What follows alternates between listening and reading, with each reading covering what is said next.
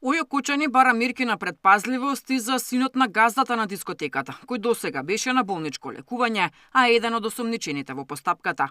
Оттаму информираат и дека мерката куќен притвор е замената со мерки на предпазливост и за поранешните директори на пазарниот инспекторат Горан Трајковски и Анета Сименска-Димовска. За екс-директорите замената на мерките е побарана врз основа на проценка на законските основи за обезбедување и фазата на проверки во однос на оваа институција. Освен ова, за прв пат по настанот побарани се мерки на предпазливост за уште едно лице од првата група осомничени, кој досега беше на лекување. Станува збор за лице од дискотеката, а мерките се предложени во согласност со неговата моментална здравствена состојба и потребата од натамошно лекување, информираат од Ојо Кучани.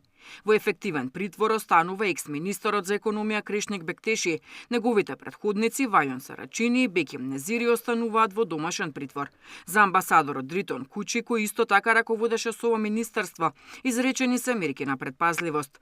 Во куќен притвор се и поранешните градоначалници на Кучани Љупчо Папазов, Радко Димитриевски и Николчо Илиев.